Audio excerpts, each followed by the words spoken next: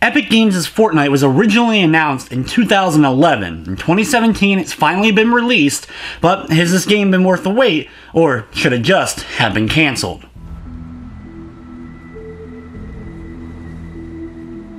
To describe Fortnite, it's basically a third-person multiplayer online shooter with a focus on horde mode-like quests and a bit of Minecraft and building.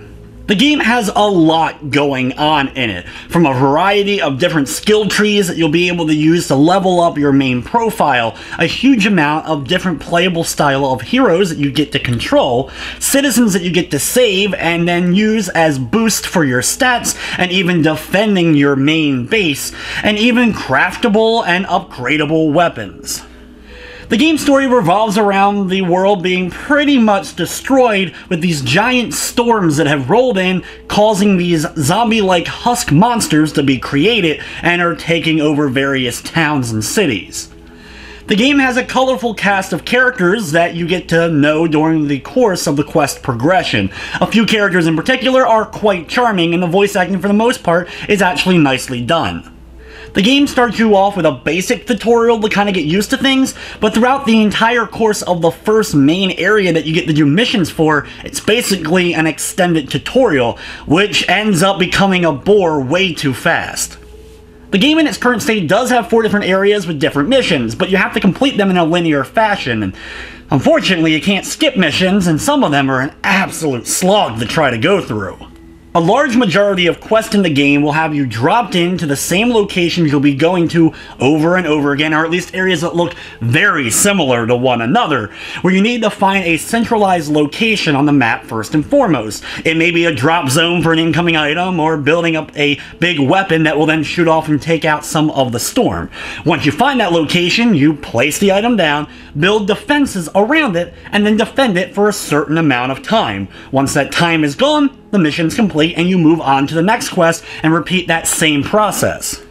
As you slowly progress, things do change up a small bit with a few other mission objectives thrown in. Sometimes you'll have to do the same missions you already did, but go back to them in order to find an item that you couldn't find the last time you were there. One mission in particular had me going back to find a random treasure chest. It's a mission I've already completed, already found treasure chest in, but because the game didn't tell me to find the treasure chest, I had to go in and do a whole mission just to find one chest. For the most part though, the missions just get a little bit tougher enemies and get longer, so you have to defend the base for a longer stint of time, but it's the same overall goal. My favorite aspects though are each area you can build a kind of hub base that you have to defend from time to time.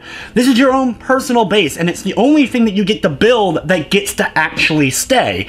Every time you do a regular mission and build up defenses around an object, once the mission is complete, that of course is erased, and when you do the next mission you'll have to build a new set of defenses. But these little hub kind of home bases you can customize and do a lot with, and every time you go back to that area it remains. The thing is though, the controls, gunplay, and building is actually a lot of fun. There's a variety of different weapon types, your assault rifles, handguns, shotguns, rocket launchers, a plethora of different melee weapons from hammers, samurai swords, and even golf clubs, and you can actually upgrade these in order to unlock new abilities for these weapons, as well as they will degrade over time and break, though if you have a schematic you can make a new version of that particular gun and you can use the schematics over and over again.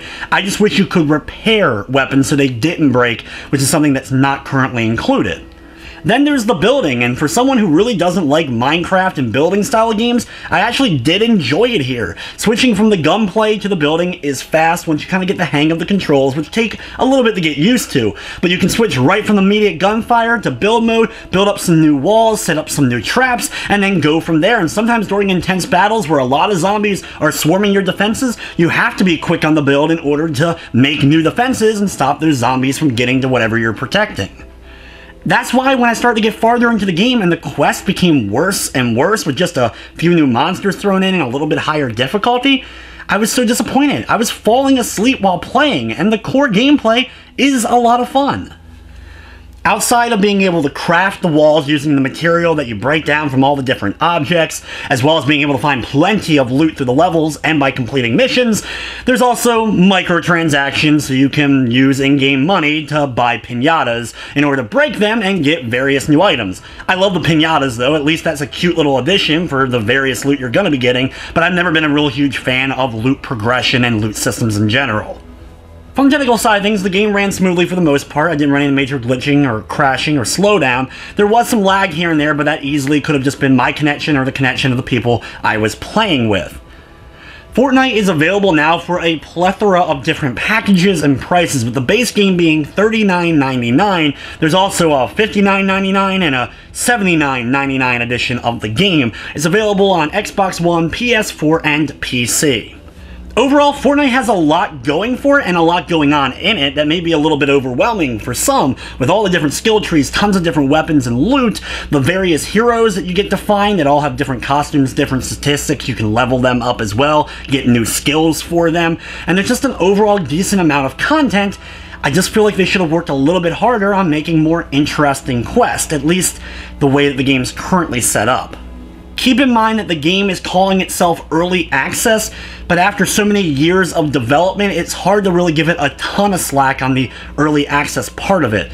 The game in its current state, I'm going to be giving a 6 out of 10. But anyway guys, it's going to wrap up this review. I'd like to thank you for watching, and of course I hope you enjoyed.